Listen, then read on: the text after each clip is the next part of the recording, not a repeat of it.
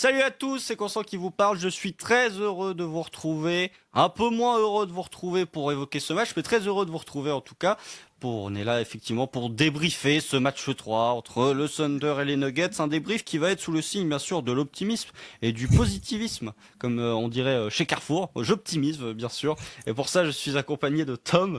Tom, comment vas-tu après une nuit qui a été mouvementée et après un scénario qui, on va dire, est assez cruel, mais somme toute assez logique pour le Thunder. Bah ça va, très bien de faire des petits slogans de Carrefour pour commencer le podcast, c'est original.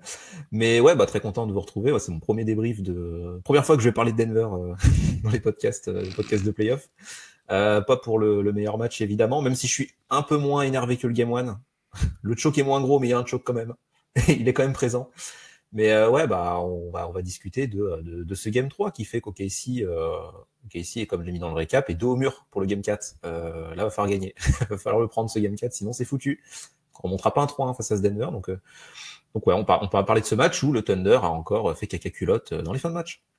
Oui, bah moi, bon, pour ceux qui me suivent sur Twitter, vous savez très bien que le Game One m'a fait exploser. Vraiment, il m'a fait exploser de rage et de colère. Celui-ci, je suis resté étonnamment calme. Alors, je pense que ça doit être c'est le moment où tu te résignes. J'avais eu ce sentiment-là après le match 6 face à Dallas aussi, où j'étais pas énervé, je me disais juste, bon, bah, c'est comme ça.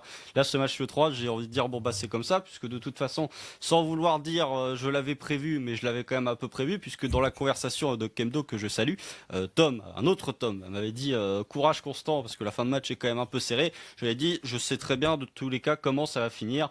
Ça s'est terminé plus ou moins de la manière que j'avais pronostiqué, sauf que il aura fallu une prolongation supplémentaire histoire de souffrir 5 minutes de plus devant l'attaque absolument infecte du Thunder. On va donc débriefer ce match 3. Avant tout, vous pouvez vous abonner partout sur Twitter, vous pouvez vous abonner sur cette chaîne YouTube, vous pouvez mettre des petits pouces si cette vidéo de nous qui sommes en train de râler ou qui sommes absolument dépités vous plaît. Là, je suis sûr qu'il y a des fans de Denver dans le tas là qui doivent se régaler de voir notre récap, comme il y avait eu des fans de Dallas l'an dernier qui se régalaient de voir nos récaps. Mettez des petits commentaires, c'est bien pour le référencement aussi là, les fans de Denver, si vous êtes présents sur les récaps. Mais voilà, allez nous follow partout. Ça se trouve, il reste 2 matchs sur la saison du Thunder, donc c'est le moment de s'abonner. C'est le moment de s'abonner parce que peut-être que dans 4 jours, il sera trop tard. Il sera trop tard pour s'abonner. En tout cas, les contenus seront un peu moins fréquents en termes de période de post. Non, mais blague à part, on est là donc pour parler de ce match 3, un match que le Thunder a une nouvelle fois perdu dans le clutch, 113-104 après prolongation, une première mi-temps que j'ai envie de dire plutôt maîtrisée par OKC, avec notamment cette domination au rebond offensif où on s'y attendait pas très honnêtement, mais qui naît de la volonté de la part de Denver de jouer beaucoup de zones.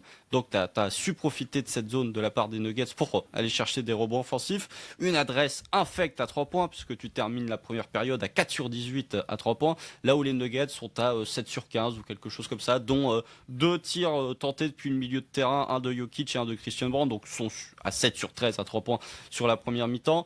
Et une deuxième mi-temps un peu moins maîtrisée, où tu sens que Denver commence à pousser, t'as Jamal Murray qui commence à faire beaucoup de choses très intéressantes. OKC offensivement commence à sérieusement patiner et on arrive à ce quatrième quart-temps où on va vous sortir les stats après. OKC rentre plus un panier, il y a John Williams qui est absolument extraordinaire. OKC mène de plus 3 avec 50 secondes à jouer et la balle. Malgré tout, il faut un tir absolument gaguesque de Shai Gilgeous-Alexander, dont on reparlera aussi, plus un Chet qui oublie de sortir sur Aaron Gordon à -3 pour que le match parte en overtime. Jokic a failli rentrer le tir et très honnêtement, quand je vois la manière dont part la balle, je me dis elle est dedans. Littéralement, je me suis dit elle est dedans, histoire de nous crucifier encore plus. Mais non, il aura fallu 5 minutes de plus, comme j'ai dit, pour voir cette attaque du Thunder se dilapider encore plus que ce qu'elle s'est dilapidée durant le quatrième quart-temps, avec un Denver qui a pris les commandes de l'overtime pour ne plus jamais y lâcher. Des choix aussi un peu questionnable de la part de Mark Daigneault au niveau de l'effectif que tu mets sur le parquet pour débuter l'overtime, notamment pas de Chet Holmgren, notamment à Lugensdorf qui est présent beaucoup trop longtemps dans le quatrième quart-temps.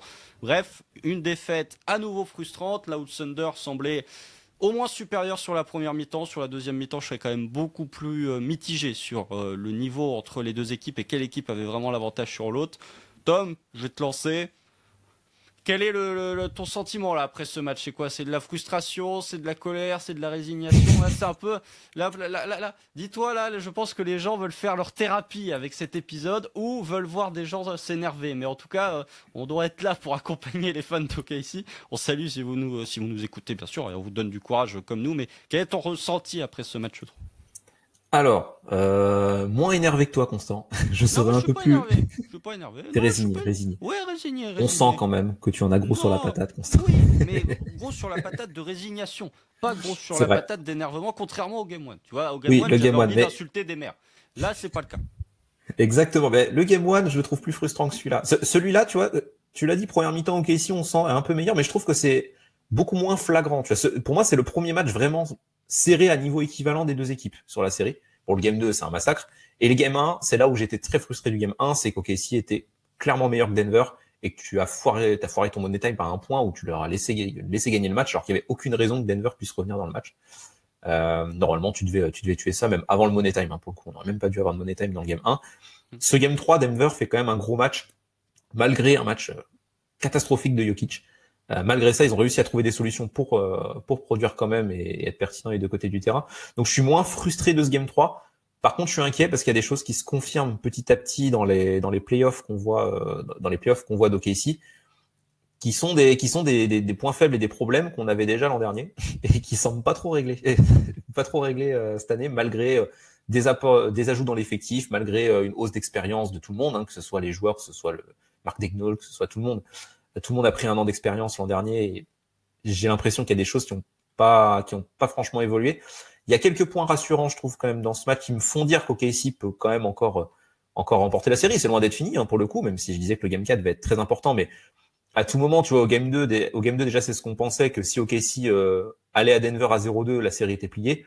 OKC a mis un blowout énorme à Denver et on n'est pas à l'abri que le Game 4, le Thunder roule sur Denver et il suffirait d'une petite chute d'adresse de Denver, OKC qui met un peu plus de tirs. Bon, c'est ce qu'on disait aussi contre Dallas, c'est jamais arrivé, mais il suffirait qu'il y ait un peu moins d'écart d'adresse aussi énorme que sur ce match pour qu'OKC le remporte de 10-15 points, tu vois. Donc, pour moi, la série est loin d'être finie, mais il y a là où au Game 1, c'était très frustrant, mais où je me disais, le Thunder, s'il déconne pas, normalement, tu vois, après le Game 2, moi, je me disais, franchement, mon prono que j'avais pas mis que j'étais pas dans la preview, mais que j'avais mis sur Twitter de 4-2 avec tendance 4-1. Donc je rejoignais un peu Charles et Pierre là-dessus. Pour moi, il pouvait totalement se confirmer, même après le Game 1, en me disant, Game 2, tu leur as roulé dessus, et franchement, tu peux leur mettre même 4-1 à Denver si tu déconnes pas. Le souci, c'est que le Thunder déconne sur cette série pour l'instant. Donc ouais, ressenti forcément pas positif, mais je suis pas résigné. Encore, je me dis qu'il y a moyen, mais il va falloir régler quand même certaines choses et il y a quelques points qui sont un peu inquiétants quand même. Moralité, tu leur mettras pas 4-1, effectivement. Eh ben non. On parlera du Game 4 après. Moi, très, très, très honnêtement, mon sentiment, mon ressenti personnel, c'était un match épuisant. Honnêtement, c'est un match épuisant. Le quatrième quart-temps, c'est déjà dans le troisième quart-temps, tu commences à avoir des plays qui n'ont aucun sens. C'est-à-dire que t'as Russ qui loupe un lay-up, ça va en transition, puis t'as Caruso qui loupe un lay-up. Enfin, t'as des actions où c'est un rythme absolument frénétique et qui se joue à un rythme absolument frénétique où c'est n'importe quoi. Il y a personne qui met un système en jeu, il y a personne qui est capable de ralentir le tempo. Ça joue comme des poulets sans tête, mais des deux côtés. Hein. Ça joue comme des poulets sans tête. Et le quatrième quart-temps devient littéralement irrespirable, comme j'ai dit, parce que OKC rentre pas un panier, tu sens que c'est compliqué, tout est compliqué, que t'es à ça vraiment de te prendre un run ou que t'es à ça de te prendre le tir qui peut complètement te faire craquer. Tu survis parce que Denver a eu moins d'adresse dans le quatrième quart-temps que sur le restant du match. Tu survis parce que Jalen Williams a été absolument extraordinaire dans ce quatrième quart-temps. Mais voilà, c'est encore une fois, moi la frustration que j'ai, c'est que tu vois sur ce match 3, je trouve quand même que OKC est au-dessus parce que t'avais plus de réponses, t'avais plus de en première mi-temps, ils sont incapables de défendre le cercle, la zone, tu les fais quand même pas mal déjouer à partir du moment où tu mets un peu dedans à 3 points. Après, c'est la problématique qu'on explique depuis 2 ans avec OKC, c'est qu'il faut mettre les tirs à 3 points, c'est toujours pas le cas. Je l'avais déjà dit face à Memphis, je le redis sur cette série face aux Nuggets, c'est que je vais vous citer un exemple, on en parlera après parce que lui il m'a bien énervé pour le coup. Luguensdort a joué 3 matchs de play-off à l'extérieur, il a toujours pas rentré à 3 points. Ouais. 0 sur 12 sur les matchs à l'extérieur à 3 points. Voilà. Ça fait partie des points inquiétants et tu vois, on demandait Cam Johnson, Constant. Est-ce que finalement, Cam Johnson, au moins finalement, Cam Johnson, quand il il y a aurait dû. -2 en overtime et qu'il y a un kick-out, il aurait pris le tir. Il aurait pas repiqué vers le cercle pour envoyer une passe et pour refuser de prendre les tirs quand il faut prendre les tirs comme Lou Dort, alors qu'au premier quart-temps, il te prend des pull-ups à 9 mètres qui n'ont absolument aucun sens. Alors que là, sur le tir où tu es à -2, il est relativement wide open, il est dans le corner. Donc voilà, quand tu as des shooters à 40% en saison régulière qui tirent depuis 2 ans, qui tire à 0 sur 12 sur les matchs à l'extérieur en playoff, qu'est-ce que vous voulez il n'y a rien de rationnel, c'est-à-dire que je vais vous sortir des stats durant le match. Hein. OKC a dominé sur les points dans la peinture, OKC a dominé sur les rebonds offensifs, OKC a dominé au cercle. Mais de toute façon, il y a plus rien de relatif avec cette équipe. Tu peux te baser sur les stats, dans tous les cas, tu as un blocage mental. Tu as un blocage mental concernant cette équipe. Et moi, le ressenti que j'ai, c'est que après le Game 1, on s'était dit, cette équipe va apprendre de ses erreurs. Tu vois, tu te dis, bon, le Game 1, tu te fais cueillir par les Nuggets, il y a moyen que tu apprennes de tes erreurs. Mais t'as rien appris de tes erreurs. Ça s'est même amplifié. Tu regardes le clutch dans le 4e quart-temps, mais il y a rien, c'est catastrophique. Même Boston attaque mieux dans le clutch. C'est dire. Là, Pourtant, ouais, Boston, c'est c'est laborieux. Hein. Mais C'est laborieux. Hein. l'attaque dans le 4e quart-temps, mais heureusement que J-Dub te met 2 pull-ups à 3 points là qui sont absolument. Enfin, il te met un pull-up à 3 points début de 4e quart-temps qui est monstrueux où il est à 9. Ouais, franchement, il est 1 mètre derrière la ligne. Il t'en remet un autre à 3 points qui est une passe d'urgence de chez Gilgeous Alexander où OKC repasse à +1 là à 199 en toute fin d'horloge des 24 qui est miraculeux aussi. Mais sinon, mais tu l'aurais perdu avant. Tu l'aurais perdu avant ce match. Donc oui, franchement, moi mon ressenti c'est que c'est je l'avais dit quand on avait fait la preview, fallait pas se faire taper comme tu te fais taper par les Clippers. Et j'ai l'impression que tu te fais taper comme tu te fais taper par les Clippers. C'est-à-dire que ouais, je peux vous sortir la stat. Ok, ici a mené 82% du temps la série en termes de minutage. Oh, enfin, ok, ici dans le score au sein d'un match, a été devant 82% du temps. Sauf que c'est Denver qui mène 2-1, c'est-à-dire qu'il y a un moment où tu peux reprendre toutes les stats, machin. La finalité, c'est que les Nuggets mènent 2-1. La finalité, c'est que tu as fait beaucoup de changements dans ton effectif, tu peux plus blâmer Josh Giddey, etc., etc., et que tu es exactement dans la même situation que celle dans laquelle tu étais face à Dallas l'an dernier, c'est-à-dire que tu es mené 2-1 avec l'obligation de remporter un match 4 à l'extérieur.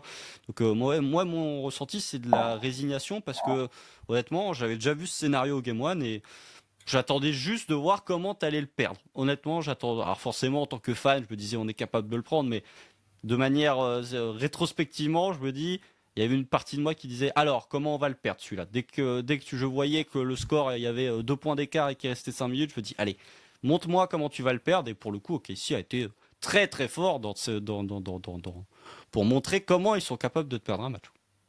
Ouais, bah alors, moi, pour moi, OKC peut quand même renverser la série, le 2-1 et pas. Tu vois, tant que tu reviens à 2-2 au Game 5, pour moi, c'est.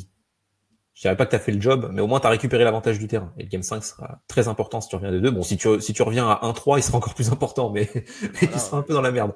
Mais oui, faut revenir à 2-2 à OKC. Si le Game 4, tu vois, il est remporté de 10-15 points, c'est convaincant et tout, bon bah, le passage à Denver aura été bon et tu pourras aborder une série en 3 et pourquoi pas taper les Nuggets, parce qu'on savait que Denver serait pas une équipe facile à manœuvrer pour le coup. Mais oui, on peut en venir au premier point, t'en as déjà pas mal parlé. Le premier point qui m'inquiète vraiment, c'est que le Money Time, OKC, il y a eu 4 Money Time en playoff sur cette campagne.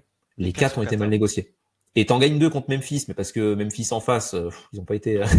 Le Game 3, le Money Time de Memphis, il est quand même affreux. Et heureusement, il y a Alex Caruso qui fait ses trucs et tu grattes des ballons et au final, tu t'en sors avec ta défense.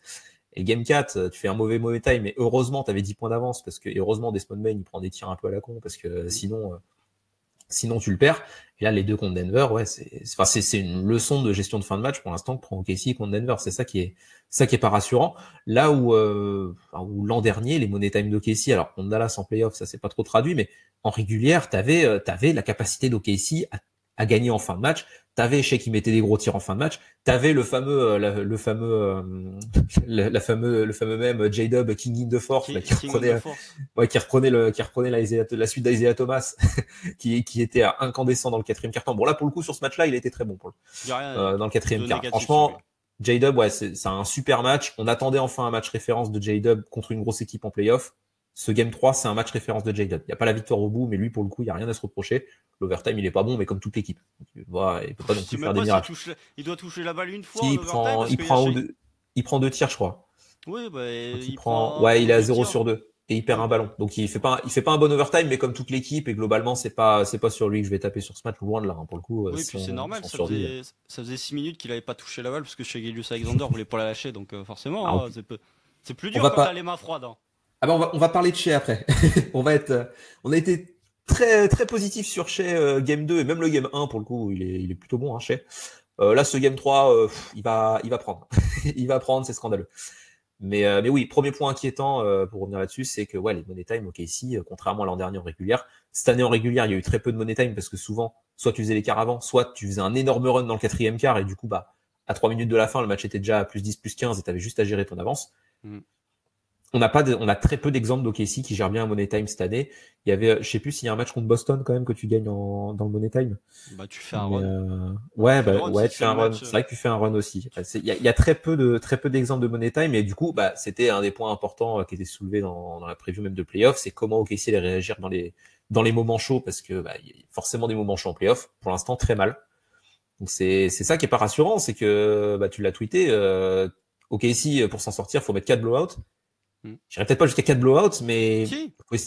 faut essayer d'éviter les money time le plus possible. C'est quand même pas normal, quoi. T'es censé pouvoir les négocier, et t'es censé pouvoir les négocier notamment avec plus de jeu collectif, parce que tu l'as dit, on va y revenir. L'attaque d'OKC s'est totalement enrayée, et le jeu offensif que t'avais produit même en première mi-temps avec du manque d'adresse, t'attaquais quand même plutôt bien. Ça a totalement disparu en fin de match, et là on peut taper sur Mark Daigneault, sur le coaching staff, hein, qui a le droit de mettre en place des possessions, des pick and roll, Jada Bartenstein par exemple, pour essayer de remettre du rythme offensif, qui a le droit d'essayer de faire rentrer Isaiah Joe pour amener du spacing, qui a le droit de faire ce genre de choix-là, même si Isaiah Joe, son entrée est pas top, parce que bah, défensivement, c'est pas une série qui est facile pour lui. Mais au moins, tu vois, essayer des trucs, même Aaron Wiggins, enfin, essayer de faire des choses pour créer de l'attaque. Mais ça repose du coup sur ce manque de collectif, et aussi sur Shai Gilgeous-Alexander, qui a le droit aussi de mettre des tirs dans le money time. C'est pas interdit pour le coup, et qui a pas répondu présent. Donc très inquiet sur les money time en tout cas. Ah, mais sur le money time, moi je l'avais dit quand j'avais fait la preview de Kebdo, j'avais dit t'as pas de data. T'as pas de data. Et tu peux. En fait, moi, ce que je voulais, c'était avoir des matchs, limite, les 2 matchs contre Memphis devaient servir à ça. C'était des matchs où tu avais de la data qui pouvait potentiellement te donner de la confiance pour jouer des matchs serrés face à des équipes avec un plus haut niveau de compétitivité. Sauf que les 2 matchs dans le clutch face à Memphis avaient été catastrophiques. Et là, pour le coup, bah, tu peux même pas te dire, bon, on a bien joué dans le clutch face à Memphis, vas-y, on essaye de reproduire ce domaine-là. Moi, je vous le dis, vous regardez là le clutch de Denver. Ok, c'est Denver, ça fait des années qu'ils sont là, ça fait des années que dans le clutch ils sont absolument injouables. Le pick and roll Murray-Jokic est peut-être le meilleur play dans le clutch qu'une équipe puisse sortir. Mais ils ont un play identifiable. Quel est le play que vous pouvez me citer qui revient à chaque fois qu'OKC joue un match dans le clutch? C'est juste chez avec la balle qui est plein axe du parquet, et vas-y, fais ton truc. Ok, si, à rien. C'est-à-dire que pour moi, c'est un mix entre Mark Daigneault qui, pour le coup, je sais pas ce qu'il fout dans les fins de match dans le clutch. Là, il doit recarter, il doit rien faire. Shai Gilgeous-Alexander qui ne varie pas son jeu offensif et qui, à partir du moment où il y a un match serré, devient trou noir dès qu'il reste 90 secondes dans le match, parce que le nombre de fois où dans le 4e quart-temps il peut te servir soit Hartenstein qui est relativement ouvert sous le cercle, soit un shooter qui est ouvert dans un corner où il prend un vieux tir casse-croûte, ça pour le coup c'est pas mal frustrant aussi, ou alors il cherche la faute. Hein. Par exemple, le dernier tir là du temps réglementaire, juste après l'égalisation d'Aaron Gordon, il cherche la faute. Tu sais très bien que tu vas jamais avoir cette putain de faute en playoff. J'ai dit le tir sur Christian Brown là. Ouais. Juste avant que Denver puisse prendre le temps mort et qu'il reste 3 secondes, il cherche la faute. Tu sais pas pourquoi, mais tu sais très bien que tu vas jamais avoir la faute. Et le clutch de Shai Gilgeous-Alexander, on peut peut-être l'aborder. Cet épisode va être très décousu au niveau de la timeline, mais pour le coup, en gros, on n'est pas content. Non, si on fait un titre, on n'est pas content. C'est pas qu'on n'est pas content, c'est comme l'attaque du Thunder dans le 4e quart-temps, c'est du free flow. Ça vient au moment où ça pop dans notre tête. J'espère qu'on fera un meilleur podcast que le free flow de l'attaque du Thunder quand même. Qu'on essaiera de faire du meilleur contenu. J'espère. Non, mais là, je te dis, il y en a qui doivent se régaler en nous regardant, même si on n'a pas été les plus médisants vis-à-vis de Denver, contrairement à la fanbase US du Thunder, j'ai envie de dire. Mais non, mais le clutch de Shai Gilgeous-Alexander, déjà son match au global, je trouve pas bon. Je le trouve pas bon, contrairement au Game 1, tu vois. Au Game 1, il est pas efficace parce qu'il prend des tirs casse-route. Par contre, dans le playmaking et dans l'exploitation des double teams, il est plutôt bon. Dans le clutch, il était déjà cata parce qu'il savait plus quoi faire. D'ailleurs, chez Gilgeous-Alexander, je sais pas, dès qu'on arrive dans le clutch, il doit se prendre 2 grammes d'alcool dans le sang parce que dès que tu arrives dans le clutch, c'est toujours le moment où il perd son équilibre, il est à 2 doigts de se péter la gueule, il est à 2 doigts de lâcher la balle. Enfin voilà, chez Gilgeous-Alexander, dans le clutch, ça devient bénil, quoi, ça devient dingo. C'est comme Chet en transition, quoi. C'est tout déséquilibré d'un coup. Les Bougs, ils savent plus quoi faire. Bref, non, mais déjà son match, je le trouve pas bon parce que il n'arrive pas à exploiter, selon moi, ce qu'il avait tellement bien su exploiter au Game 2, c'était les double teams et le fait que tu allais avoir quelqu'un qui était ouvert. Seul moment où il fait une bonne passe, c'est en première mi-temps, il doit faire une skip pass dans le corner pour soit Lou Dort, soit pour Chet. Je me dis, tiens, là, il y a un renversement de jeu, alors qu'il est de l'autre côté, je me dis, tiens, là, il y a un renversement de jeu, ça peut être intéressant. Mais il y a l'exploitation, enfin, il n'a pas assez exploité Hartenstein. J'ai même pas souvenir d'une seule action où chez Serre Hartenstein qui met un flotteur. Peut-être que toi tu l'as, Tom, mais j'ai pas souvenir. Ça me revient pas, parce que pourtant il a 7 passes, mais j'ai plus l'impression que c'est J-Dub qui faisait le travail de playmaking pour servir à Hartenstein que Shai. Enfin, peut-être un, mais tu vois ce qu'il avait fait au Game 2.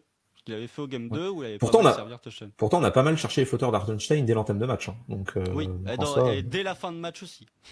Ouais. ça c'est moins bien, ça s'est moins bien déroulé. Mais oui, il y a eu beaucoup de flotteurs d'Hartenstein dans ce match. On a de la data sur les flotteurs d'Hartenstein. Ouais, c'est bien ESPN de dire qu'il a 82% sur ses flotteurs. Oui, par contre, dès qu'il reste moins de 5 minutes et que le match est serré, les flotteurs, ils finissent 3 mètres derrière le panier. Alors que c'est des flotteurs qui sont relativement ouverts. Mais bref, je m'éparpille. Sur le clutch de Shai Gilgeous-Alexander, moi je le trouve infect.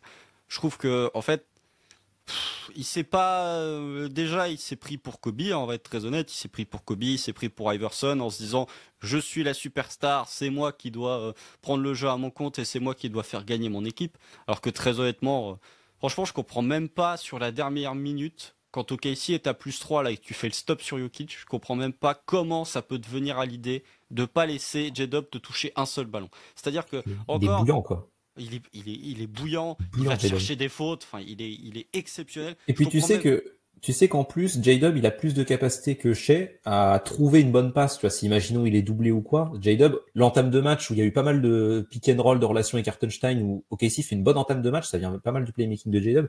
Et tu sais que J-Dub qui rentre ses tirs, qui est injouable à ce niveau-là, il aura en plus la lucidité de faire la bonne passe si jamais il y a une double team sur lui et qu'il y a un mec ouvert, il va trouver le mec ouvert plus facilement que Shai. Donc ouais, c'est pareil, là, j'embraye sur ce que tu dis. Moi, ça m'a énervé le clutch de Shai. Bon, le match de Shai, globalement, est pas bon. Et le clutch de Shai où il prend tous les ballons à la place de J-Dub. Enfin. Mais c'est tout le temps les mêmes attaques, en plus. C'est tout le temps les mêmes attaques. C'est ça. Et en plus, ça fait 2 ans qu'on attend que J-Dub, il soit fort en playoff, qu'on se dise, putain, enfin, qu'il y ait du soutien à Shai et tout contre Dallas. Il n'y a pas eu un match comme ça. Shai, il était extraordinaire contre Dallas et il n'y a pas un match où J-Dub était en train de step up. Et là, il y a enfin ce match où J-Dub, il step up, où tu peux te reposer sur l'option 2, comme Denver l'a fait avec Jamal Murray, d'ailleurs, hein. Où c'est Jamal Murray qui joue les possessions de fin de match, parce qu'il était chaud, Jamal Murray, et Jokic n'était pas dedans. Là, c'est pareil, J-Dub, il était bon. Qui est Aaron Gordon. Voilà. Oui, aussi. C'est vrai que les postes 4 athlétiques, là, à 3 points. Bon, Aaron Gordon, pour le coup, il fait une super saison au tir. Hein. Pour le coup, c'est pas comme PJ Washington, hein, mais. C'est bizarre, Tom, quand même. Ça fait 3 ans qu'on se fait démolir par des postes 4 un peu grands et un peu athlétiques. C'est fou, hein. Ce serait pas un leitmotiv quand même. Ce serait pas un truc qu'on évoque à chaque fois dès que le Thunder se fait ouvrir. Non, je suis pas sûr. Je suis pas sûr de ça. Je pense qu'il faut qu'on ait de la data constant encore et que l'an prochain on joue. Je sais pas qui on pourrait jouer, qui a un grand poste 4. John Collins, tiens, le Jazz il retourne en playoff et John Collins il nous met 25 points de moyenne, on se fait upset. Voilà. Non, mais moi je pense, tu vois que comme tu te fais ouvrir par Aaron Gordon, je pense que ce qu'il faut faire, c'est mettre Alex Caruso à la place de Chet Holmgren pour débuter l'overtime. Tu vois, faut vraiment passer petit. Comme ça, quand tu as un drive de Jokic, c'est plus Hartenstein ou Chet Holmgren qui fait le contest, c'est Shai Gilgeous-Alexander. Comme ça, tu es sûr que là, le contest, il va être bien fait. Non, mais, on vous a dit que ça allait être décousu, mais il y a un peu de somme à McDaniel de notre part aussi. Hein. ce choix d'overtime. Non, mais franchement, parce que j'ai pas compris pourquoi Dort restait sur le terrain. Parce que j'ai pas compris non plus. Parce que Dort, ok, tu veux défendre Jamal Murray, il est chaud. Mais Dort, il rentre pas un tir. En attaque, même ses choix au-delà des tirs, ses choix offensifs. Autant en première mi-temps, il rentrait pas ses tirs, mais il y avait quelques cuts au panier, etc. T'as parlé de la possession où Shea, il est au poste et où il fait la passe à Dort qui cut. Le cut de Dort, il est bon, il est dans le bon timing. Et en première mi-temps, les mouvements off-ball de Dort sont pas trop mal. Tu te dis, ok, offensivement, il met pas ses tirs, mais il essaie de produire autre chose. Deuxième mi-temps, overtime, il fait n'importe quoi, Dort. Et en défense sur Jamal Murray, il fait ce qu'il peut, hein. Il se bat face à Jamal Murray. Mais Murray, il est bouillant. Fous Kayson Wallace, fous Caruso, fous un autre mec, je sais pas, mais sors-moi Lugensdort et surtout sors pas Chet, quoi. Chet, c'est un de tes meilleurs joueurs sur le match. Alors, la deuxième mi-temps et l'overtime de Chet sont pas top. Offensivement, en tout cas, parce que offensivement, c'est pas terrible. Au moins, il essaye déjà d'être agressif au panier et surtout, défensivement, il t'a apporté de la protection de cercle, Chet. Je suis désolé, mais oui, tu le dis. Comment tu peux entamer l'overtime? Denver, je sais pas s'ils avaient le momentum à ce moment-là au début d'overtime, mais enfin il y a eu le gros 3 points de Gordon, machin, enfin. Jokic, Ils sont un peu, mettre. Voilà, ils sont un peu mieux que toi, tu vois. Même si Jokic, il fait un match mauvais, oui, comme tu le dis, il est pas si loin de le mettre son tir dans le corner. Il est à 0 sur 10 sur le match à 3 points. Il est honteux. 3 points, mais celui-là, il a failli rentrer. Comment tu peux sortir Chet alors que tu sais que les mecs, ils vont bourrer le panier, qu'ils vont y aller, qu'ils ont Aaron Gordon, Michael Porter Jr., Nikola Jokic, qui sont plus grands que toi, ils vont bourrer le panier et tu fous Caruso sur le terrain. Ça, à la limite, pourquoi pas, même s'il a pas fait un match incroyable, Caruso, il y a eu quelques plays intéressants, il y a un moment où il met deux gros 3 points. Deux gros 3 points de suite, ouais. Enfin, il met que 2 tirs dans le match, mais c'est des tirs importants, enfin. Pourquoi pas mettre Caruso, mais pourquoi sortir Chet, quoi? Chet qui est ta caution protection de cercle, ou le duo Chet plus soit Hartenstein, soit Jay Will sur le terrain, c'était la meilleure arme que tu avais défensivement pour défendre Jokic et pour contester les mecs qui cut après, etc. Le choix d'Egnold, j'ai pas compris. Franchement, le match, alors, il est pour Shea, hein, pour le coup, ce match-là, totalement. Mais le Marc Degnault, je suis désolé. Le Game One, déjà, il y a des choses qu'il a mis en place. Autant les fautes volontaires, tu vois, je serais un peu plus mesuré. Je me dis, pourquoi pas, c'est une stratégie qui se tente. Ça n'a pas très bien été exécuté, mais l'idée était pas mauvaise dans l'absolu. Mais il y a d'autres choix dans le Game One qui font que Marc Degnault, il est fautif sur la défaite du Game One. Là, le Game 3, il est pour lui quasiment autant que pour Shea, quoi. Il y a des choix de coaching qui sont catastrophiques. Et je dis ça alors que j'adore Marc Degnault. Même à l'époque du tanking où on gagnait 20 wins, j'aimais beaucoup ce que produisait Marc Degnault, notamment défensivement. Et là, c'est pas possible. Là, faut faire autre chose. Là, il se fait outcoach par David Adelman sur les 2 matchs que tu perds. C'est pas normal. Bah, c'est surtout, enfin, il se fait outcoach, oui et non, parce que les mecs rentrent pas un panier non plus. Il y a des choix, ouais, il y a des choix qui sont mauvais. Il y a des choix ouais, qui mais sont mauvais. Adelman, il fait rien de compliqué. Adelman, en même temps, il est arrivé, il a joué 3 matchs de régulière. Il peut pas mettre beaucoup de choses en place. Il fait rien de compliqué, mais par contre, il sait sur quel point fort il doit se reposer. On a déjà parlé pas mal de fois. Vous avez parlé même dans la preview des gains à la marge de Denver. Bah, c'est un truc simple qui a été mis en place par David Adelman, mais qui paye parce qu'ils ont tapé les Clippers comme ça en étant peut-être les moins forts sur le papier. Et là, ils sont en train de mener face à OKC en étant clairement moins bons qu'OKC pourtant dans le contenu basket qu'on voit, parce qu'ils arrivent à trouver d'autres solutions. Et surtout, enfin, David Adelman, il arrive à trouver des solutions quand Jokic est bien pris, etc., pour faire scorer les autres, faire produire les autres. Peyton Watson, il fait un super match, par exemple. Oui. Alors, Après, Peyton c'est Watson, même... c'est pas un basketteur exceptionnel, mais pourtant, tu l'as mis dans une bonne situation, il a eu ses tirs dans le corner, il a eu des possibilités d'aller sanctionner au cercle, etc. Voilà, il a trouvé des solutions. Et Marc Degnault, je suis désolé, dans les fins de match, et là je m'énerve plus que toi, mais dans les fins de match, Marc Degnault, non, il est catastrophique pour l'instant sur cette série. Après, c'est là où je vais prendre sa défense, c'est qu'il a quand même, David Adelman, sur le parquet, a quand même plus de joueurs à qui tu peux faire confiance pour prendre les bonnes décisions que Marc Degnault. C'est-à-dire que Oui, tu vois plus de genre d'expérience. tu vois le match de Jamal Murray, même s'il est que, entre guillemets, à 9 sur 19, il est super. D'ailleurs, Ouais. 9 lancers francs, on l'avait dit dans la preview, il peut pas tenter 9 lancers francs, Jamal Murray. Bah, il a tenté 9 lancers francs. Tu vois que le match de Jamal Murray est super. Jokic, contrairement à Shea, il fait un match qui est horrible au tir. Ça, pour le coup, c'est le point commun entre les deux. Mais au moins, dans le clutch, il a l'intelligence de se mettre en retrait. Ouais. Se mettre en retrait. Et pour moi, c'est la seule différence entre le match de Jokic et le match de Shea. Parce que sinon, les deux sont immondes. Et pour le coup, qu'on ne parle plus du supporting cast de Shea qui est meilleur que le supporting cast de Jokic. Parce que là, on est clairement en train de voir quel supporting cast step up quand l'autre est en train de se liquéfier sur place. Mais au moins, franchement, là où Shea a vraiment pris le clutch. Jokic prend des tirs de merde aussi dans le clutch. Mais t'as certaines situations où il se met en retrait. T'as certaines mini-situations où il se met en retrait, où c'est Jamal Murray qui take over, il se contente juste de poser un écran. Et voilà, sur le duel des superstars, c'est pour ça que je me dis, David Adelman peut quand même se reposer un peu plus sur la capacité de certains de ses joueurs à prendre de meilleures décisions que Mark Degnault. Mais après, sur Mark Degnault, ça rejoint un peu sur Shea pour faire un espèce de melting pot entre les deux et pour rejoindre le cas des deux, c'est que Pour moi, il n'y a pas de. Alors, déjà, sur les choix, effectivement, je suis complètement d'accord avec toi. Je comprends pas pourquoi Caruso finit pas le match. Même, tu vois, même si, franchement, c'est pas un très bon Caruso sur le match, il met 2-3 points, mais c'est le Caruso des mauvais soirs. C'est le Caruso qui te fait des fautes bêtes. C'est le Caruso qui te loupe des lay-ups. Mais au moins, il est capable d'avoir le passing que n'a pas Lugensdorf. Et Ouais. surtout, il est capable de te provoquer des turnovers. Parce que franchement, je sais même. Faut que je regarde, mais combien de turnovers OKC a provoqué dans le quatrième quart-temps? J'ai pas le souvenir d'un seul, honnêtement. Attends, Bah je te dis voilà, ça. 2 turnovers dans le quatrième quart-temps. Ouais. Deux Non, turnovers dans le c'est. quatrième quart-temps. Au moins, Caruso, on l'a vu sur le Game 1, si t'as du Jokic au poste, il va essayer de te couper les lignes de passe, il va essayer de te faire quelque chose. Là, Lou Dort, honnêtement, si c'est pour se faire mettre si c'est pour se mettre dans le mixeur par Jamal Murray, ça servait pas à grand chose de le garder sur le parquet. Surtout qu'il t'est pas défendu. Il t'est défendu par Jokic parfois, donc il t'est pas respecté. La seule situation que t'as cité, c'est la seule situation où on va cut. Caruso, il sera allé cut tellement plus souvent. Caruso sera allé cut tellement plus souvent. Et encore, si tu veux le mettre, si tu veux le mettre, et que tu veux pas le mettre à la place, je sais pas moi, et que tu veux pas le mettre, enfin que tu veux le mettre à la place de Dort, ok, mais je comprends pas en fait pourquoi tu sors Chet. Oui, c'est Genre surtout ça. que tu veux mettre Caruso, ok, mais je comprends pas pourquoi tu sors Chet en fait. C'est que Chet, au moins, je me dis, t'as essayé de mettre Caruso pour augmenter ton spacing parce que là, t'avais plus rien, pour essayer de faire sortir les attaquants de Denver, enfin les défenseurs de Denver. Mais dans ce cas-là, sors Hartenstein. Puisque Hartenstein, de toute façon, il t'apporte rien dans la pose d'écran parce que chez Gedius Alexander, il ne sert pas de la pose d'écran d'Hartenstein. Au rebond offensif, il t'en prend quelques-uns, mais de toute façon, il est incapable de mettre les putbacks, donc ça ne sert à rien. Et c'est pas une menace sur lob, et c'est pas une menace au cercle. Donc pourquoi tu me sors Chet en fait? Limite, si tu veux garder Caruso et Lou Dort, tu me sors Hartenstein et tu me mets Chet. Tant pis, Chet, il va se démerder avec Jokic à défendre Jokic au poste. Mais si vraiment tu veux augmenter ton spacing, pour moi, c'est pas Chet que tu devais faire sortir sur les deux bigs, c'est Hartenstein. Et Bah, pour c'est le coup, surtout que oui, c'est ton attaque qui va pas bien sur ce ouais, match. La défense d'OKC, là encore, elle est plutôt bonne, la défense d'OKC. Et sur cette série, globalement, tu ça prends va. des Hein. 3 points qui n'ont aucun sens. En première Ouais, mi-temps et le voilà. troisième quart-temps, tu prends des 3 points qui n'ont aucun sens, puisque Denver, en dehors de Jokic qui tire à 0 sur 10, les joueurs en dehors, non Jokic, les joueurs de Denver qui ne s'appellent pas Nikola Jokic, terminent à 16 sur 30 à 3 points. Le duo Michael Porter Jr., Aaron Gordon termine à 10 sur 12 à 3 points. 10 sur 12 à 3 points. Et Michael Porter Jr., dans le premier quart, il t'en met des compliqués. Ouais, Aaron Gordon, c'est pareil. Bon, il te met le 3 points. Là, pour le coup, Chet est fautif. Le 3 points pour égaliser, c'est une action où t'as Jokic qui post-up, qui la redonne à Murray, puis Murray revient jouer le pick and roll avec Jokic. Donc Chet, il reste un peu au large en disant je vais éviter le drive. Sauf que t'as Gordon, en fait, il le calcule pas du tout. Enfin là, pour le coup, Chet est complètement fautif sur cette action.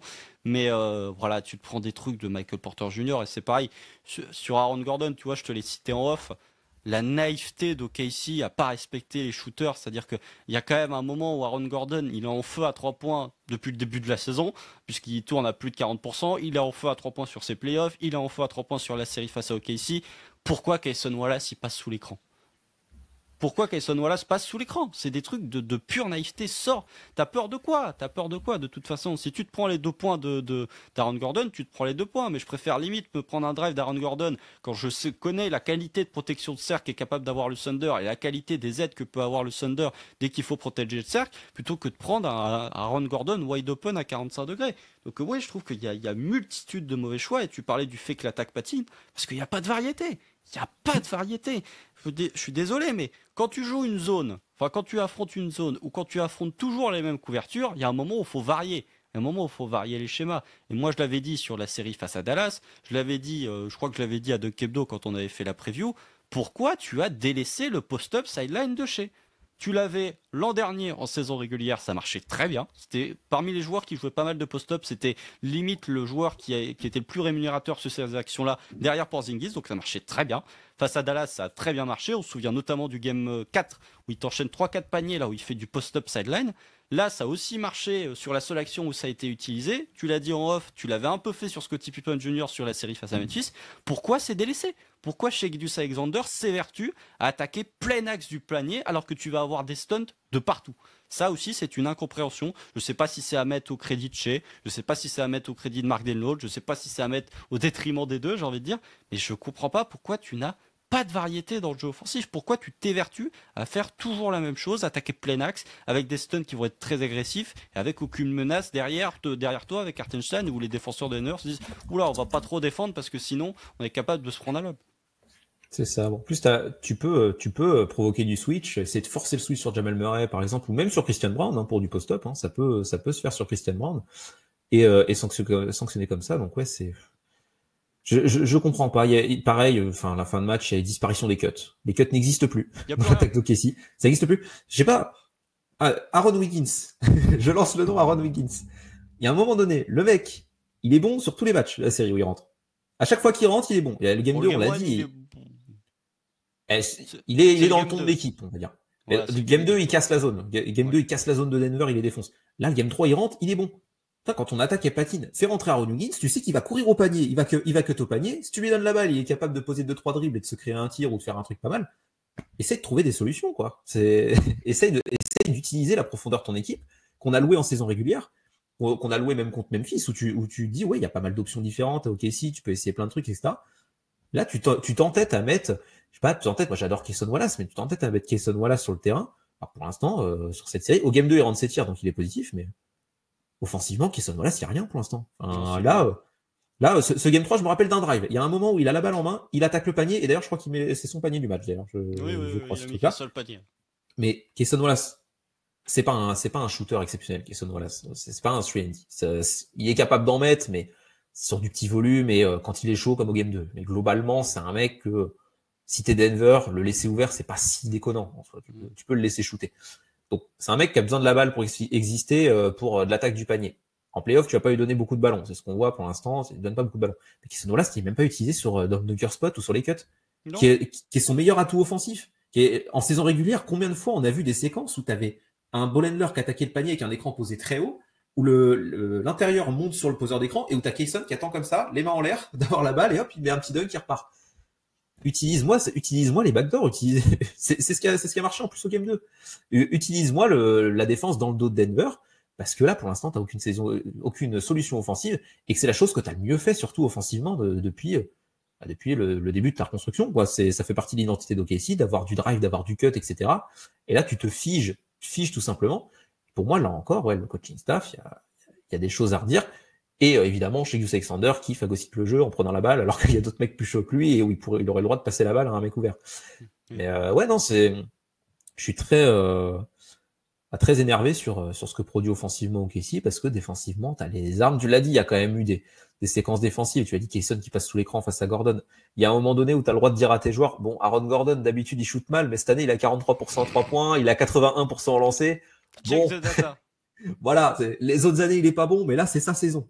C'est sa saison, il joue la saison de sa vie, Aaron Gordon, donc là, tu me le défends sur le 3 points. Non, je sais pas, t'as fait n'importe quoi dans Money Time. Non, mais c'est le résumé de ce podcast. C'était nul. Non, c'était pas nul, mais c'est effectivement, je comprends pas pourquoi t'abandonnes tes préceptes du game 2 qui ont si bien marché pour revenir dans de la full ISO. Alors que Denver attend que ça en plus. Denver attend que le fait que tu joues de l'ISO. Dès que tu commences à enchaîner un peu les passes, les bugs ils sont relativement perdus ou ils ont un temps de retard. Enfin voilà, tu regardes, franchement, la première mi-temps, tu fais rien d'extraordinaire. Mais t'arrives tellement à les faire déjouer offensivement. C'est juste parce que tu mets pas dedans à 3 points. Mais leur zone, elle te pose pas de problème en première mi-temps.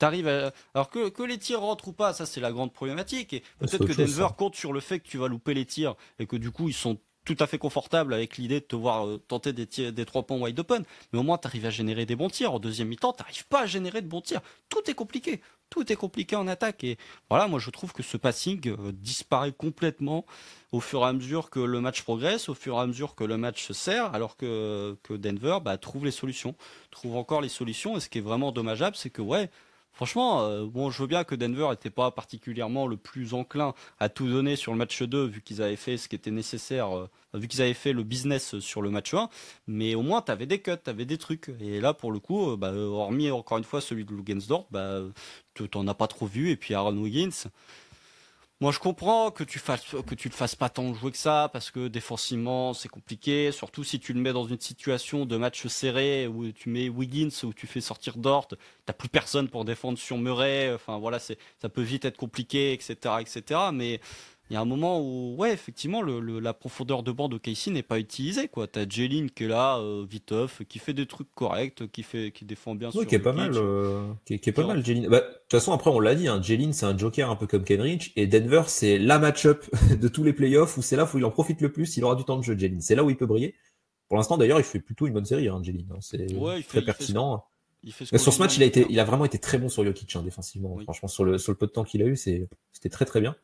Et oui, tu utilises Jalen, mais moi Wiggins, c'est plus le faire jouer, tu vois. C'est pas tant le mettre en fin de match ou quoi. Ou alors, bah tu vois, tu mets Caruso à la place de Dort, ça me paraît plus cohérent, parce que Caruso il est capable de t'apporter des choses off-ball offensivement et de désorganiser un peu la défense de Denver. Mais au moins d'essayer d'apporter des solutions pour faire plus de passes. Stade tout con, mais première mi-temps, tu mets 23 tirs, il y a 16 passes décisives sur tes 23 Mm. tirs. Ouais, Deuxième mi-temps et il y a... overtime, tu mets 17 tirs, il y a 8 passes D. Oui. Tu fais 8 passes D du coup 29 minutes. Mm, mm, mm. Et à un moment Sachant que donné, sur les 8 passes D, il y a juste c'est juste pour c'est des des tirs à kick-out. 3 points qui tombent dedans, hein. C'est ça, Du c'est des kick-out, kick-out hein. en plus. Ben oui, Donc, moi, franchement, c'est ça qui me frustre, quoi. Vraiment, c'est ça qui me frustre. Et peut-être que les fans des Clippers se disent been there, done that. C'est que vraiment, t'as la sensation que tu les tiens, mais que voilà, ils trouvent toujours des solutions. Parce que on avait parlé du gain à la marge avant le début de la série. Charlie et Tom avaient parlé des gains à la marge à la fin du Game 1 et du Game 2. Ok, si les a eu les gains à la marge. T'as 18 rebonds offensifs. Denver en a 5. c'est ça. 5. 5. Il y a un moment, 5. 18 rebonds offensifs à 5. Enfin, Et du coup, t'as pris 19 tirs de plus. t'as pris C'est 19 con, tirs de mais. plus, t'en mets un de plus. Ouais, c'est dommage. Un de plus sur 19 Et tirs. et il y a une histoire de tir à 3 points et de lancer franc aussi, où là, Denver, du coup, Bah ils ont justement, massacré. justement, c'était mon point. Alors franchement, la première mi-temps de KC au rebond offensif, c'était en mode qu'est-ce qui se passe? KC est devenu une très bonne équipe au rebond offensif et je trouvais ça intéressant. C'était que bah, forcément, quand tu joues une zone, t'es quand même un peu moins bien placé pour prendre le rebond défensif. Ça te met quand même un peu hors de position parce que t'as le big qui est pas vraiment le mieux placé pour prendre des rebonds et OKC a quand même joué un petit peu plus de le rebond offensif que ce que t'as tenté sur le Game 1 ou sur le Game 2, notamment sur le Game 1 où t'avais vraiment peur du jeu de transition de Denver, où là pour le coup Hartenstein y allait de bon cœur, Chet y allait de bon cœur, Kayson Wallace à un moment il doit prendre un rebond off, limite c'est pas s'il l'arrache des mains d'un joueur de Denver. Enfin voilà, je trouve que OKC y allait de bon cœur et pour le coup, je me suis dit ça c'est intéressant et surtout que de l'autre côté, tu te faisais pas trop sanctionner par le jeu de transition de Denver, donc je me suis dit tiens, t'as peut-être trouvé le moyen de les limiter sur le jeu de transition. Le Game 2, t'as limité leur jeu de transition parce que tu loupais pas un panier. Le Game 3, tu limites le jeu de transition parce que tu prends les rebonds off. Et du coup, comme t'es actif au rebond offensif, ils sont quand même obligés d'un peu moins se projeter et de quand même un peu plus assurer le rebond. Donc je me suis dit, tiens, ça c'est intéressant. Sur la deuxième mi-temps, j'ai l'impression que tu prends des rebonds off juste parce que t'as Hartenstein qui est capable d'en prendre quelques-uns. T'as Lou Dort aussi. Enfin, c'est du basket tellement bordélique, j'ai envie de dire, que les rebonds off, t'as tellement de tirs loupés que t'en as forcément un ou deux qui vont traîner, qui vont retrouver au bon moment. Mais La Chet, ouais. Chet s'est bien battu quand même au rebond offensif, même en deuxième mi-temps. Parce qu'il met pas un tir, Chet, en deuxième mi-temps, mais Oui. au moins il s'est battu là-dessus. Mais d'ailleurs, c'est là où tu vois que la stratégie du rebond offensif a plutôt bien payé sur la transition de Denver. C'est les joueurs qui sont un peu les indicateurs du fait que Denver sanctionne en transition ou pas, c'est Westbrook et Christian Brown. Mm. Bah, Westbrook et Christian Brown sur le match, tu les as pas vus offensivement, quoi. Ils n'ont pas existé. C'est pas Bah, là-dessus que Denver t'a sanctionné, donc t'as plutôt la stratégie du rebond offensif était plutôt la bonne pour le coup. Tu vois, on tape sur des gnolls depuis depuis tout à l'heure, mais la mise en place, la préparation du match là-dessus était plutôt bonne parce que oui, t'as le matos en fait pour les sanctionner, comme tu l'as dit, quand ils font de la zone. Jokic c'est un formidable rebondeur, mais par contre il est pas très mobile.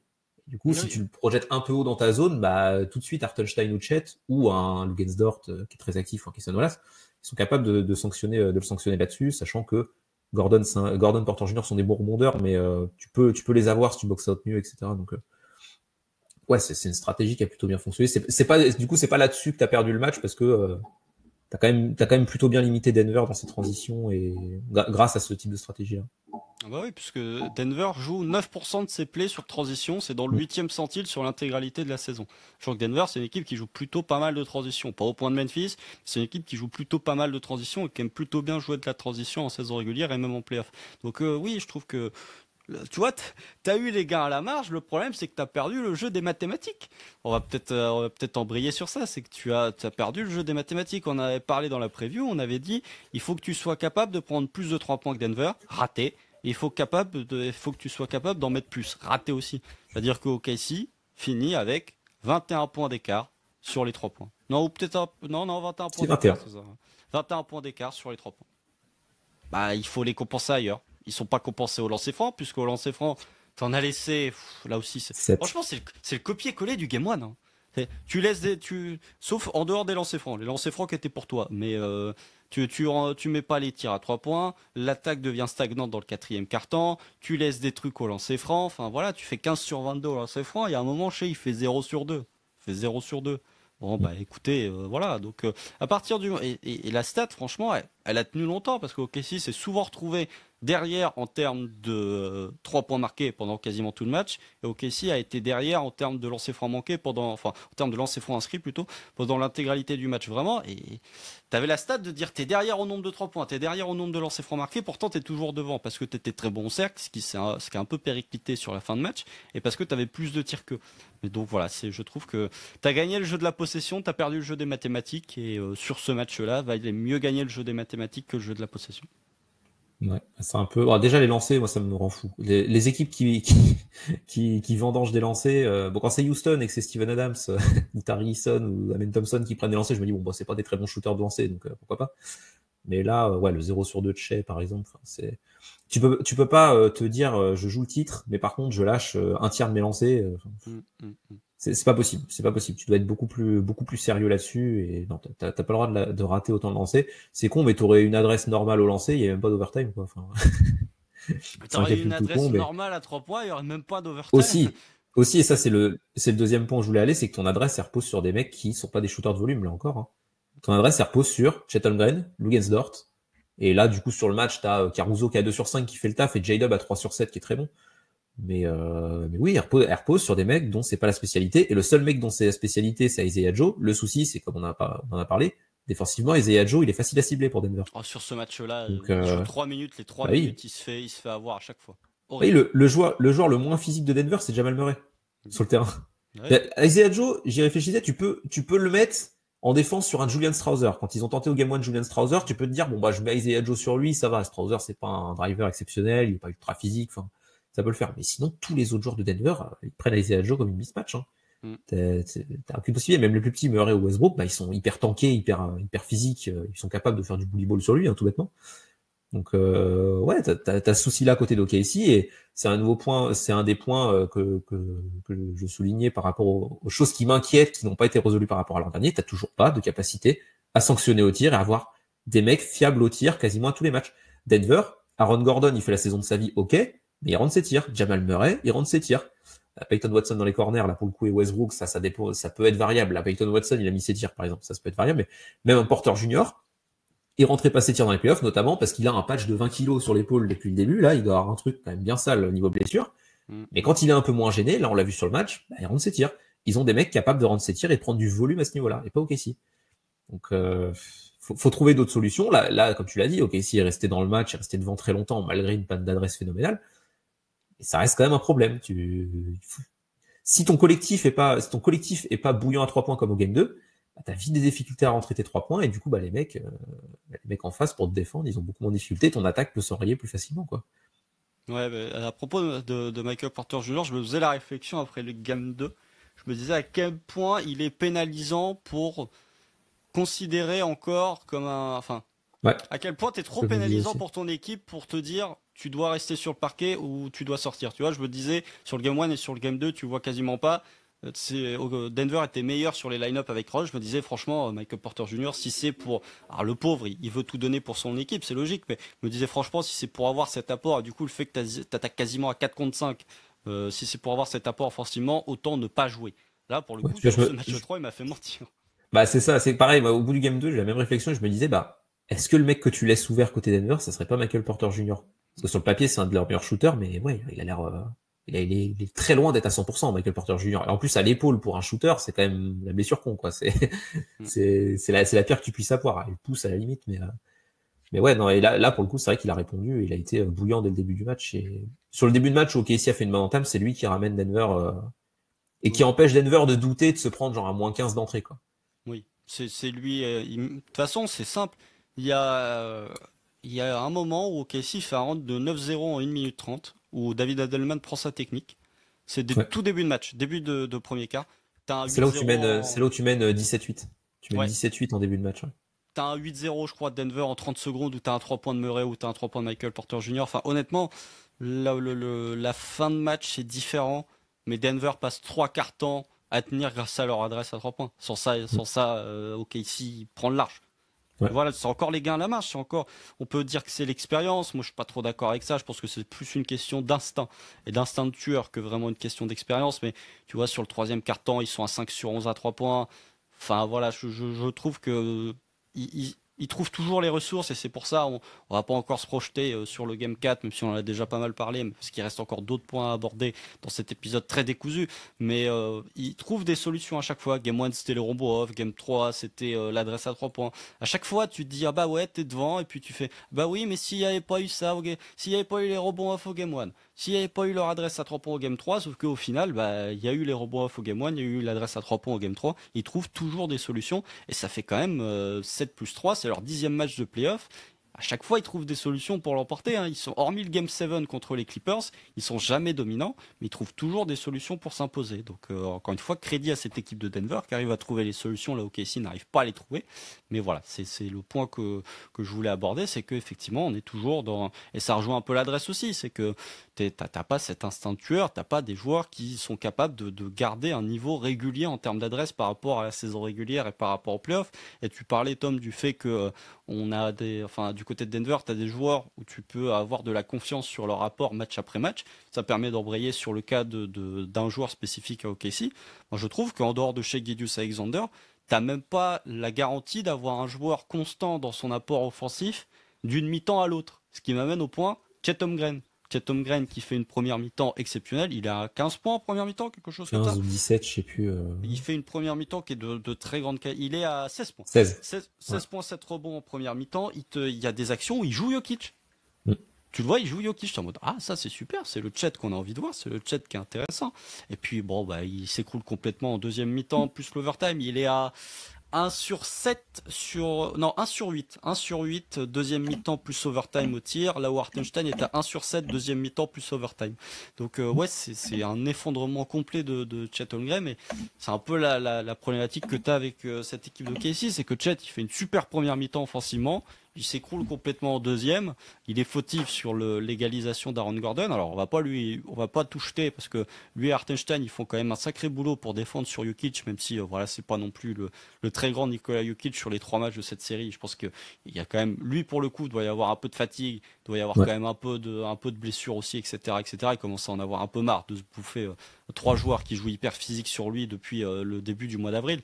Mais voilà, offensivement, Chet, quand il a pas d'apport comme ça, c'est très compliqué parce que Hartenstein, c'est pas lui qui va te créer des trucs et tu te remets, encore une fois, dans l'auto-création de Shai Gilgeous-Alexander et de Jalen Williams, quoi. Ouais. Oui, non, Chet, parce que c'est vrai, comme tu disais, la régularité, autant de la régularité défensive, tu l'as avec un Alex Caruso, qui aura toujours des plays intéressants, mais oui, t'as pas ce mec sur lequel tu vas te reposer offensivement, comme tu l'as dit, là où Denver, ils en ont plein. Et tu vois, tu parlais d'expérience. Pour moi, Denver a quand même plus d'expérience collective par rapport à tout ce que le groupe a vécu, tu vois. Ils sont champions de NBA, ça fait un bail qu'ils sont ensemble, la plupart des joueurs, le quatuor Murray, Jokic, Porter, Gordon. Les joueurs ont changé autour, mais eux, quand même, ça fait très longtemps qu'ils sont ensemble. Mais c'est vrai qu'expérience individuelle, par contre, oui, je vois pas trop. Moi, c'est pas trop là-dessus, sachant qu'OKC a quand même récupéré Caruso, Hartenstein. C'est un peu pour ça, c'est un peu pour avoir des mecs d'expérience. Mais Hartenstein, il a pas tant que ça, mais Hartenstein a autant d'expérience que les autres joueurs de voilà. l'effectif. Mais il avait quand même joué des playoffs avec New York. Tu dis bon, c'est un mec quand même qui voit un peu ce que c'est la post-season. C'est pas inintéressant. Là où en plus Denver, dans les joueurs qui n'ont pas d'expérience, Peyton Watson, il n'a pas une expérience phénoménale en post-season. Pourtant, sur ce match-là, il est excellent, quoi. Tout ce qu'il fait est pertinent. Donc, il te compte même les deux. À un moment. Ouais. Ouais, c'est clair. Il met un truc sur Chet, c'était violent d'ailleurs. Mais même Zik Nagy d'ailleurs, il a fait une entrée, même s'il a un -7 de plus-minus, mais qui est pas si mauvaise. Ouais, d'ailleurs, encore des coups. Je dis ça très vite fait. OKC a perdu les minutes sans Jokic. Oui, c'est vrai. Dans le premier quart-temps, il y a 5 points d'écart. Enfin, tu perds de 5 les minutes sans Jokic, et dans le quatrième quart-temps, tu dois les perdre de 2 ou 3. Je crois qu'il y a c'est 8 points en faveur de Denver, les minutes sans Jokic. 4. Jokic, il a +5 et t'as +9 de Denver à la fin. Donc je sais pas trop quand est-ce qu'on les a gagnés du coup. Mais, Mais bref. mais oui, enfin, t'as pas sanctionné là où t'as la stat qui sortait à tous les matchs contre les Clippers, c'était rigolo. Les stats des minutes de Jokic avec le plus-minus, et les stats des minutes sans Jokic avec le plus-minus, et genre, Denver, ils prenaient un -20 sans Jokic, et avec lui, ils étaient à +10, quoi. C'est vraiment, Ouais. Bah c'était là, très tu les sale. perds de 4 les minutes sans Ouais, Jokic. non, là, Tu peux pas faire ça. ouais, c'est ça, c'est pas normal. Les minutes sans Jokic, de toute façon, tu sais que ça va être soit DeAndre Jordan, soit Zeke Nagy, soit Gordon en 5. Bah, tu dois sanctionner tout ça. Il y a pas d'excuse. Gordon, c'est pas un poste 5. C'est peut-être leur meilleure option de mettre Gordon en 5, mais c'est pas son poste. Faut détruire Denver sur ces séquences-là et tu l'as pas fait. Mais pour en revenir au manque de joueurs réguliers offensivement, c'est que oui, t'as pas cette option-là et on en revient. Ce sera peut-être si OKC sort en demi de conf contre Denver, je vais être très chiant avec Cam Johnson. Mais avoir un mec régulier qui fait ses trucs, qui fait tout, enfin qui aura tout le temps un apport offensif, qui sera tout le temps pertinent sur la durée d'un match et même la durée d'une série. Même, enfin, je sais pas, les Clippers, bon, Kawhi Leonard évidemment, mais évidemment il est capable d'être Mais régulier. avec Bon, Zubac. il y a Zubats, voilà, c'est ça. Il y a Ivica Zubats, il y a même un peu Nicolas Batum. Alors ça dépend beaucoup Ouais, plus du très tir à vite 3 points, off. mais ouais, mais Nicolas Batum, tout le temps, il va t'apporter un peu de passing, un peu de cohérence offensive, la bonne pose d'écran, etc. Il va tout le temps réussir, sans parler de scoring, mais il va tout le temps t'apporter un bon play qui va provoquer des points, tu vois, Ouais. offensivement. Ouais, Même ça, très vite off. c'est très vite fait, on est d'accord. C'est plus Zubats quand même qui a un métronome, qui est plus un métronome offensivement, ou Zubats, quand il met pas 15 points, c'est un mauvais match de sa part, quoi. Il va rarement au-dessus des 20, mais au moins tu sais qu'il va produire. Mais ouais, ok, si, il n'y a pas ça, quoi. Et tu l'as dit, Chet, c'est un bon symbole de ça, c'est que la première mi-temps de Chet, elle est phénoménale. Et la deuxième mi-temps, défensivement, même s'il est fautif sur le Surf Gordon, globalement, il est quand même très bon défensivement. En attaque, il met plus rien, quoi. 0 sur 6 dans le quatrième quart. C'est le seul, par contre, crédit à lui, c'est le seul joueur d'OKC qui a mis des points en overtime. Bravo. Bravo, Chet. Il a mis un Bravo. dunk. Super. Bravo. Il aura fallu attendre plus de 3 minutes pour appeler d'OKC dans Mm. l'overtime. Bravo, Chet. Merci, on n'a pas fini Fanny, en overtime, mais oui, t'as pas ce métronome offensif, hormis chez Gilgeous Alexander. Et bon, bah là, sur ce match-là, t'avais même pas chez Gilgeous Alexander. Pour le coup, c'était Jalen Williams, ton métronome offensif. Ouais, Mais bah oui, justement.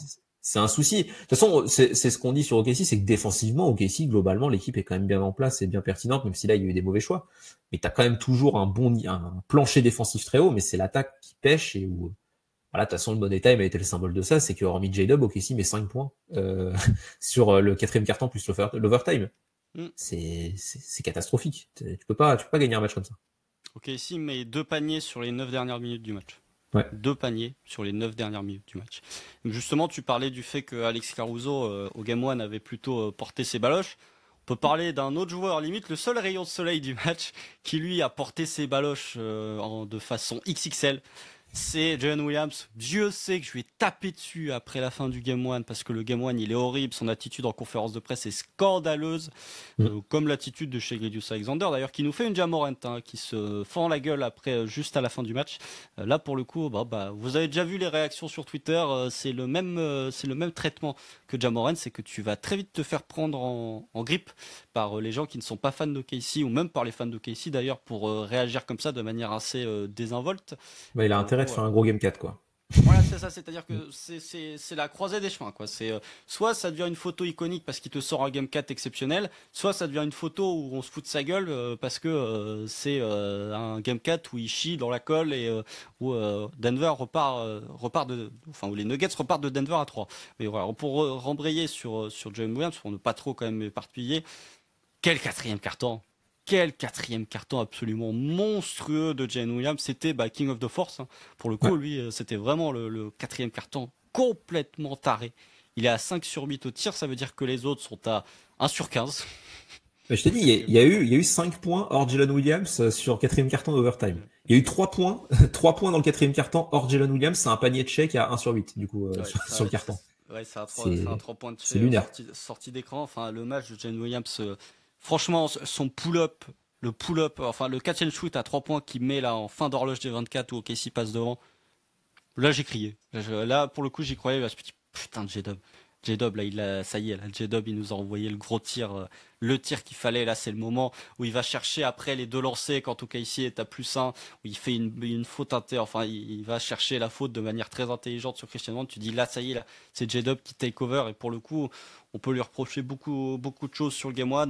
Là, sur ce Game 3, il n'y a absolument rien à dire. Je pense Il y a Jamal Murray, mais c'est pas loin d'être le meilleur joueur du match. Très honnêtement, c'est pas loin d'être Ça se le meilleur discute, joueur ouais. du match. Ça se discute entre les deux, mais ça montre bien la qualité du match de J-Dub parce que Jamal Murray, il fait un money time de malade.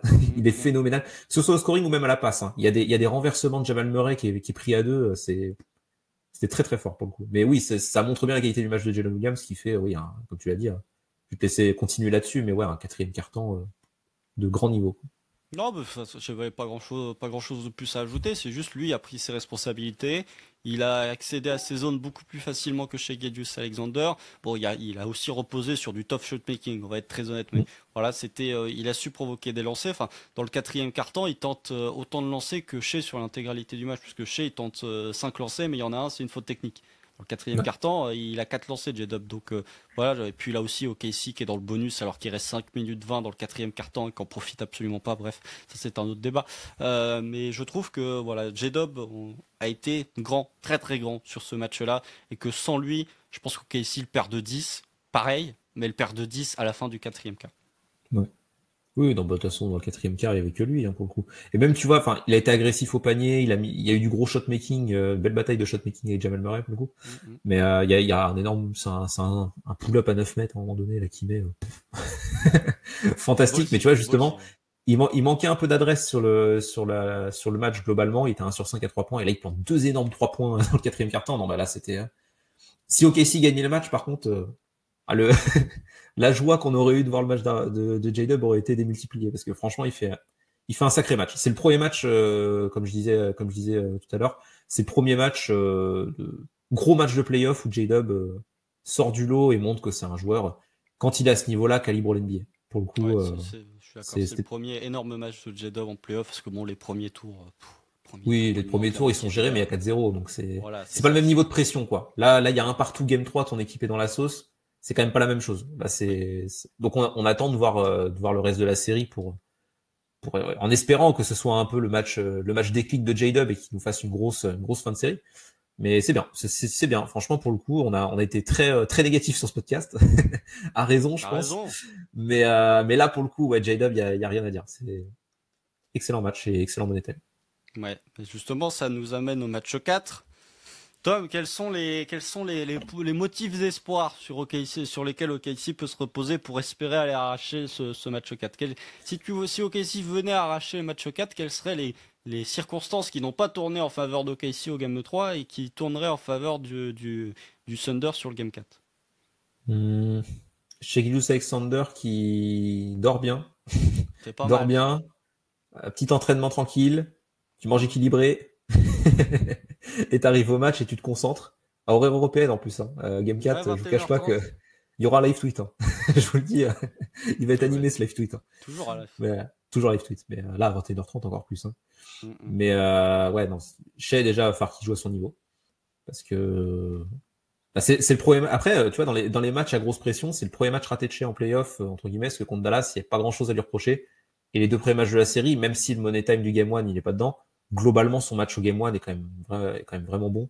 Bon, bah, le game 2, il est fantastique, pour le coup, au game 2.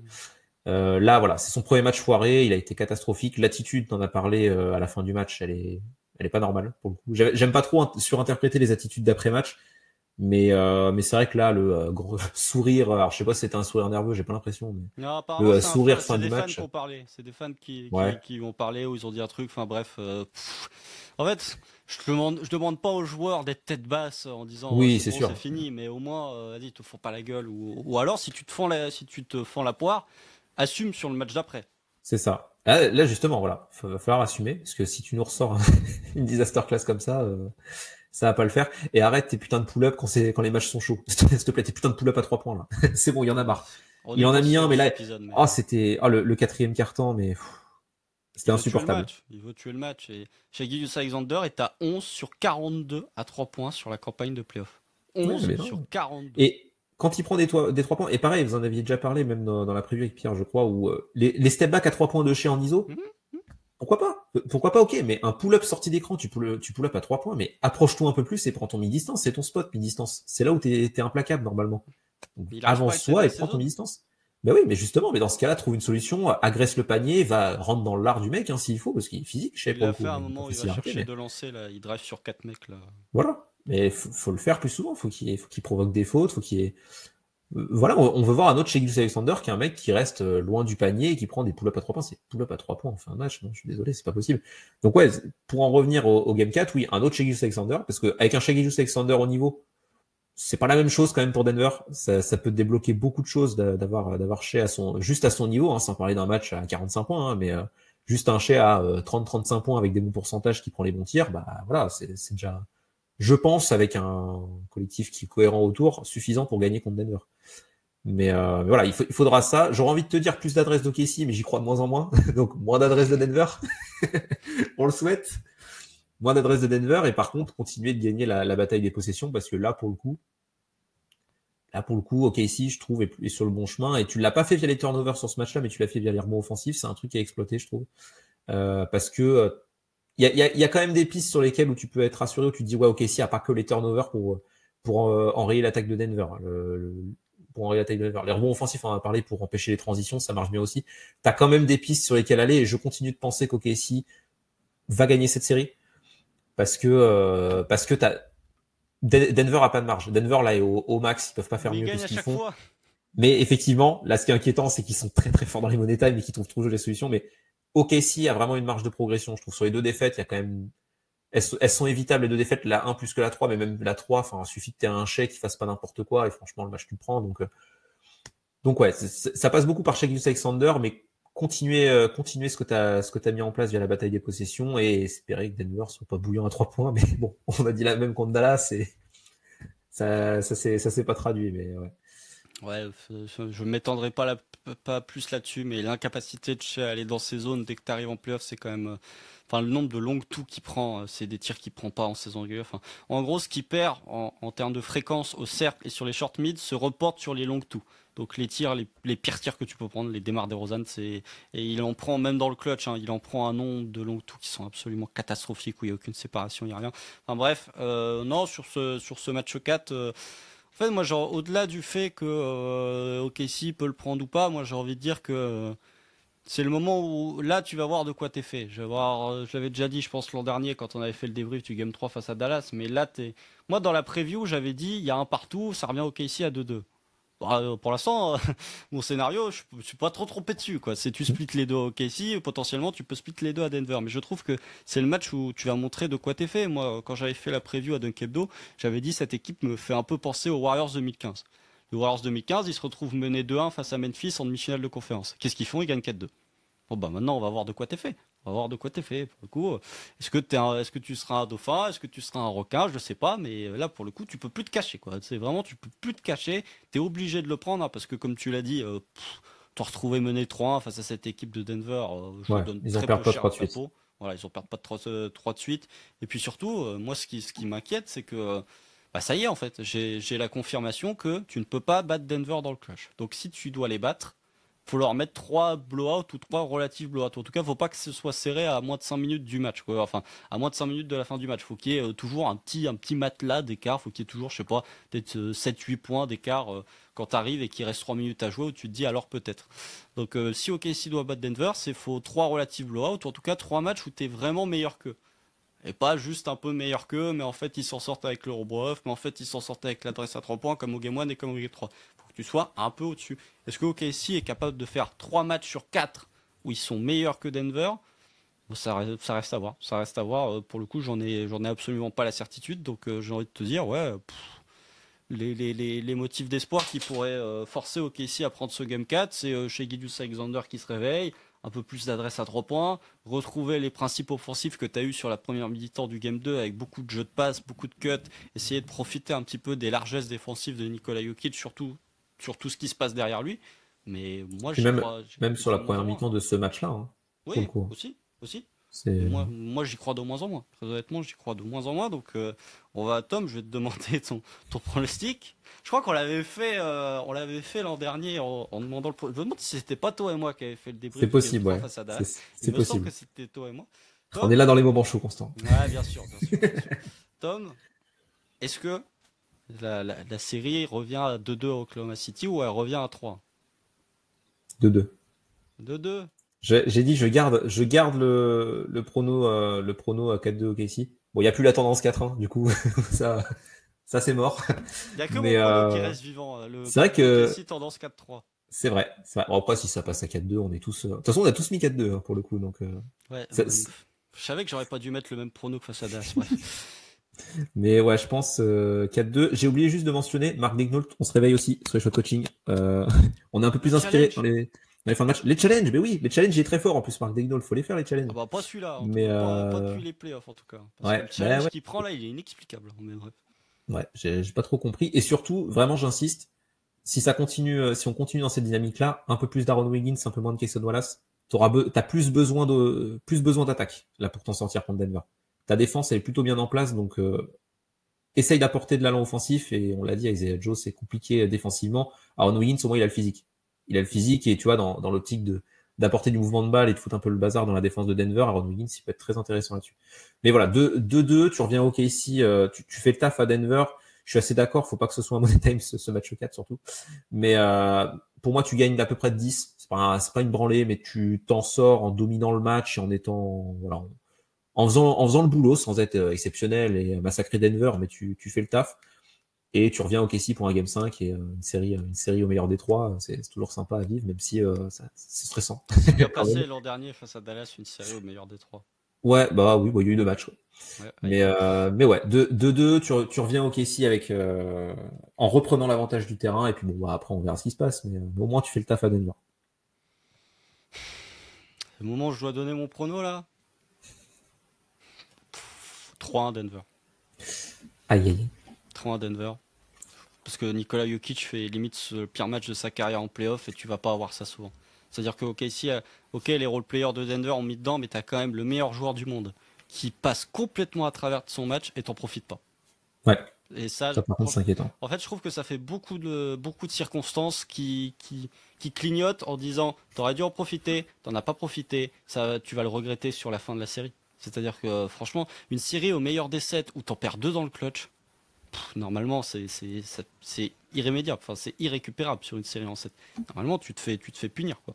Donc ouais, pour moi ça revient à 3-1 Denver parce que j'ai pas confiance dans la capacité des role-players à prendre leurs responsabilités ou en tout cas à rentrer les tirs quand il faut.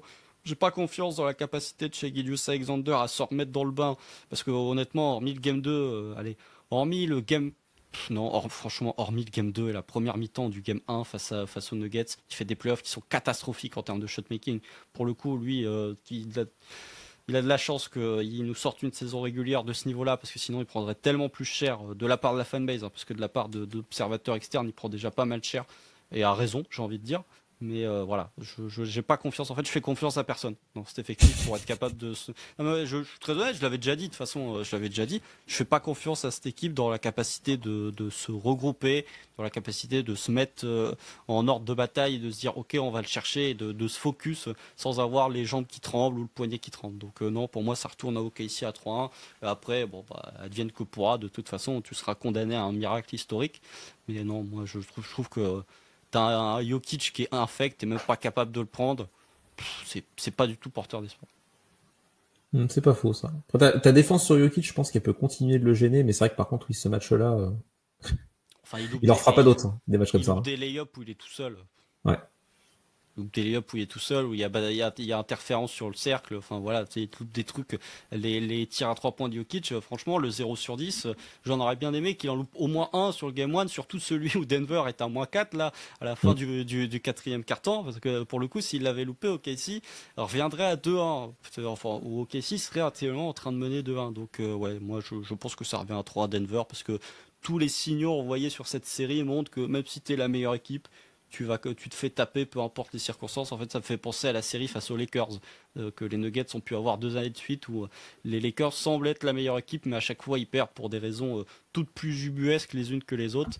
Donc ouais, pour moi, OKC peut se mordre les doigts, non pas d'avoir pris ce match 3, je pense que surtout le match 1 est beaucoup trop pénalisant et que tu te dis bon, tu perds à Denver dans le clutch, ça arrive à des gens très bien. Par contre, la manière dont tu perds le 1 à domicile, c'est vraiment le match que tu n'aurais pas dû perdre. Oui, tu dois mener 2-1 de toute façon cette série, Oui. minimum. Hein. Oui.